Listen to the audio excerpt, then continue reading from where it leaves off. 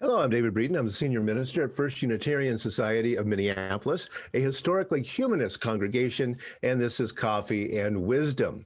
This week, the topic is memories we don't have. It's interesting, isn't it, that often we believe things about the past that we didn't see, but we think they must have been that way because the dominant culture presents us with images and ideas from the past. These are perfect examples of a 19th century America that just couldn't have looked that way. Here's the old mill stream. Here are mischievous boys following along behind a watering wagon to knock down the dust on the old cobblestone roads. Here's, I'm sure, a doctor going off on his rounds to make house calls. The insistent presentation of a white child boy with a Huck Finn, Tom Sawyer hat on, fishing. Here's even the geese will cooperate with these happy farming kids in this time gone by. And these were all the rage. This is by Paul Detlefsen. From the 1950s through the 1970s, if you got a nice, colorful calendar, it was probably something with some of his work on it, presenting this ideal 19th century America in which the good Protestants are off to attend their good Protestant white clapboard church. And so there you go. Now, in actuality, Paul Detlefsen, 1899 to 1986, didn't see 19th century America. He was born somewhere else. He did come to the U.S. And became the head of Warner Brothers art department for about 20 years. He did the backgrounds in movies back before high definition made that something that really couldn't be done anymore. But the fact is, Paul didn't see 19th century America and only lived for a couple of years in that particular century. But it goes to show how nostalgia tends to work. We get these images in our minds. Here, of course, is a classic 1950s drive-in. And of course, all things 50s become in some way nostalgic, even though all of this is pretty terrible processed food, not good for you, but it's all American in every way. And so all of these become icons within the American consciousness. And of course, actually, the 1950s invented its own nostalgia as it went along because of advertising. So here's the dressed to the nines, happy American family, white, of course, watching black and white television. So we human beings are prone to nostalgia even when we weren't there to begin with. We believe in balanced journalism in the past, sharing, caring politics in the past, a past where everyone worked together, a past in which mothers were at home, and a past in which all justice was equal.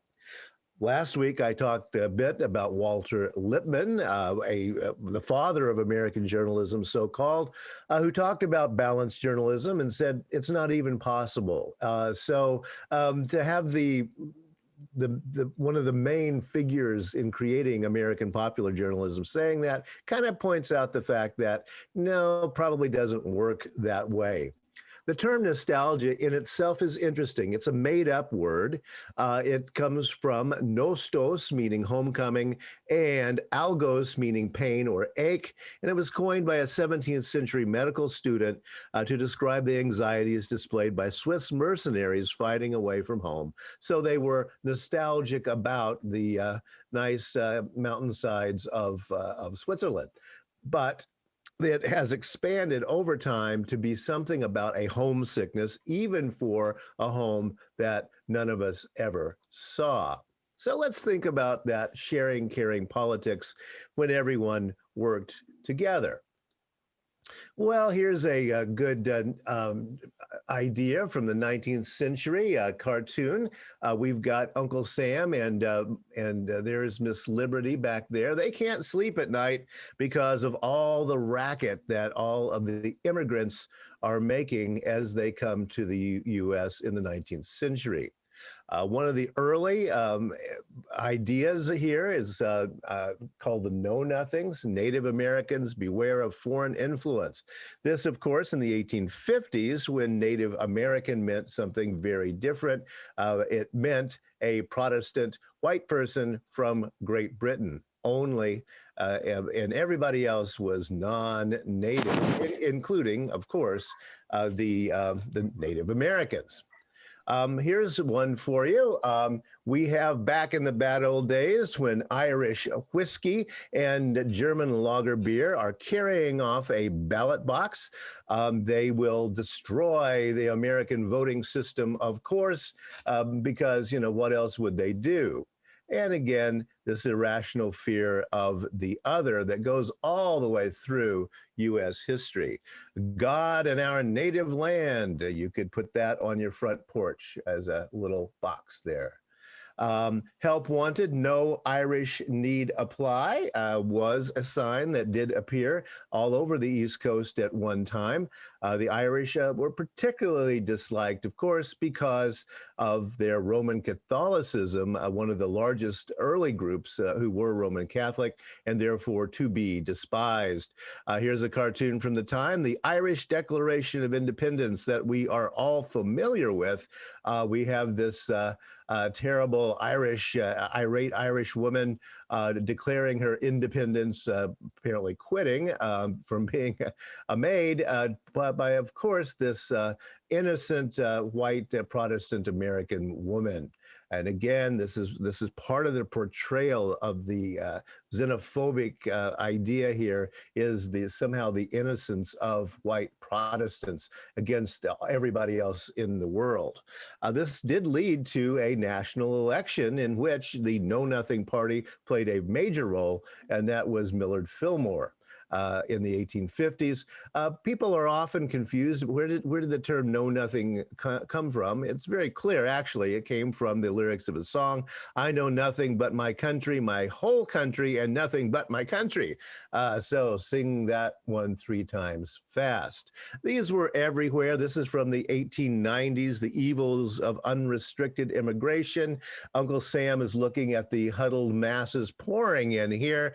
Yes, and it leads, if you see over here on the side, a little hard to read, but the mafia in New Orleans, you've got anarchists in Chicago and socialists in New York City. So we must stop this horde from coming in. This is a very typical thing that occurs over and over again in the U.S. cartoons of the day. Uncle Sam booting somebody out. The quicker and harder, the better, says this particular cartoon. The U.S.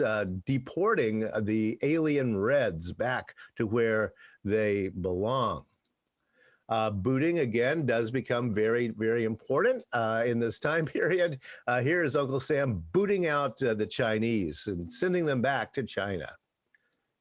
And of course, the yellow terror or the yellow peril is one of the darker sides of American immigration history, starting in the 1890s and going through the 1930s.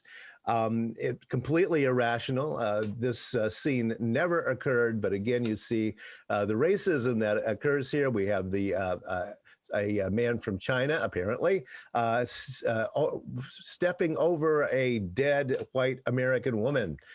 So, well, we must be afraid, right? Also, this is the time period in which the term white slavery occurs. So a lot of racism going on. That kind of bubbles up until a 1920 book by Lothrop Stoddard called The Rising Tide of Color Against the Whole World White Supremacy. Germany, England, European states, and the U.S. use this as a great excuse to attack China and points in Southeast Asia. Absolutely no reason for it except for extreme racism. So, you remember that time when we had sharing, caring politics and everyone worked together? Well, no, you don't, because this never actually happened. We have to work toward it, I would say, but it hasn't happened yet. Welcome to America Now Speak English, part of our contemporary arguments. We have a third generation Vietnamese man here to remind us about the fact that immigrants come to the U.S. and become good U.S. citizens, and Black Lives Matter in South Texas, in Houston, where this young man lives.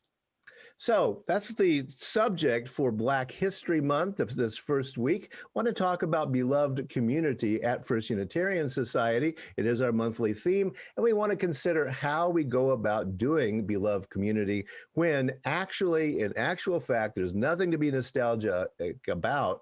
The U.S. has never really achieved this as of yet, but it is a goal that we would like to reach someday. Thanks a lot, and I'll be back tomorrow to talk about some more stuff that we don't actually remember. Thank you.